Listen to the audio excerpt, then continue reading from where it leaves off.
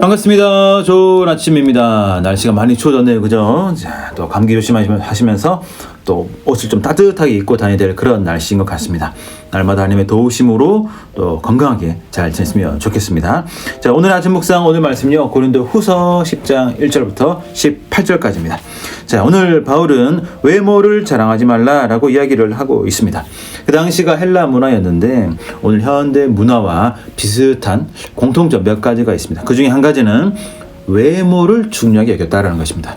요즘도 그렇잖아요. 그죠? 요즘 어린아이부터 나이 드신 분까지 외모에 몸매에 관심이 많습니다. 그죠? 또 얼만큼 말을 잘하느냐 이런 거에 굉장히 관심이 많습니다. 자, 바울이 복음을 전했는데 왜 고린도 성도들이 그 바울의 복음을 의심하기도 하고 심지어 바울의 사도성까지 의심을 했을까?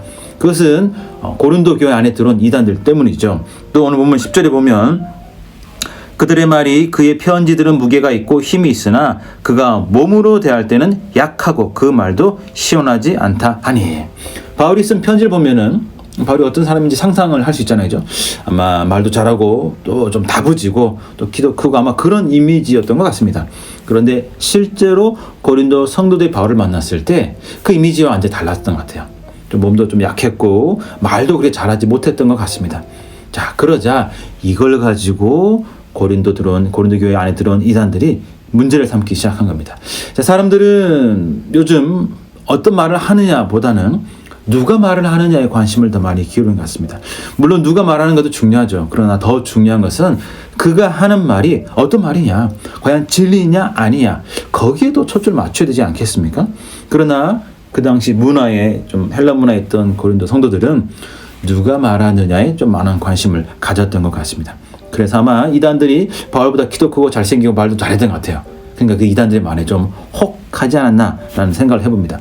바울이 그러니까 이것이 너무 답답했던 거죠. 내가 진리 선포하고 내가 주의 말씀을 전하는데 이단들이 흔들리는 그 성도들 보니까 마음이 너무 답답했습니다. 그래서 외모에 자랑하지 말고 외모에 너무 빠지지 마라, 그렇게 이야기를 하고 있습니다.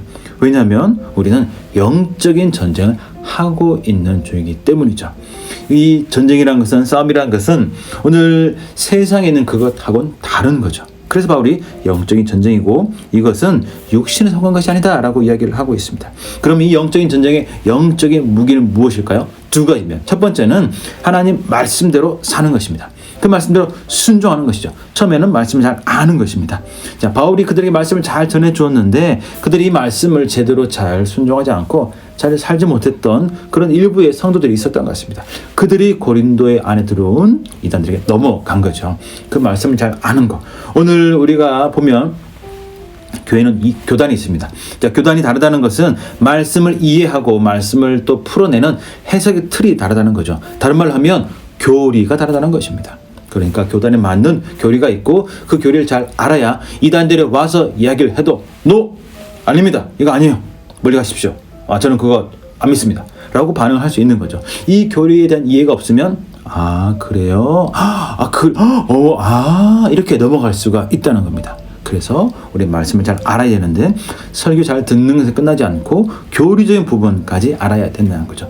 대한예수교 장로회 합동은 웨스트민스터 신앙 고백서 대우리 소리 문답을 잘 알고 공부를 한다라고 말을 하고 있습니다. 자, 두 번째 영적인 무기는 무엇이냐면 이 말씀대로 살아갈 때 우리 삶에 일어나는 변화, 그 변화가 있을 때 이것은 주님이 하셨습니다라고 고백하는 것이죠. 주님이 하셨습니다. 주님이 이렇게 인도해 주셨고 주님이 사랑을 보내주셨고 주님이 돈을 주셨고 주님이 이 모든 것을 선하게 해 주셨습니다 라고 고백하는 것, 이것이 바로 성도의 영적인 무기라는 것입니다. 그래서 오늘 우리가 자랑하고 싶을 때가 있죠. 그죠? 외모에 집중하니까 자랑을 하겠죠. 그죠? 이때 성경은 주 안에서 자랑하라, 주를 자랑하라 라고 말씀하고 있는데 이 말씀은 다른 얘기 절대 안 되고 오직 성경, 예수님, 하나님만 말이 된다, 그런 의미가 아닙니다. 우리 삶 가운데 말씀에 순종해서 놀라운 변화가 있고 좋은 일 있을 때 바로 그 순간 하나님이 하셨습니다. 주님이 보내주셨습니다. 주님이 마음에 미루 주셨고 주님이 지혜 주셨고 주님이 모든 것들, 그 사람 보내주신 것, 돈을 주신 것 주님이 선하게 해주신 것입니다 라고 말하는 것이 바로 영적인 무기고 바로 이것이 주님을 자랑하는 것입니다. 자, 꼭 기억하십시오. 우리는 영적인 전쟁 중에 있습니다. 우리 무기는 말씀을 잘 아는 것이고 그 말씀에 순종해서 변화가 있을 때 주님이 하셨습니다라고 고백하는 것입니다.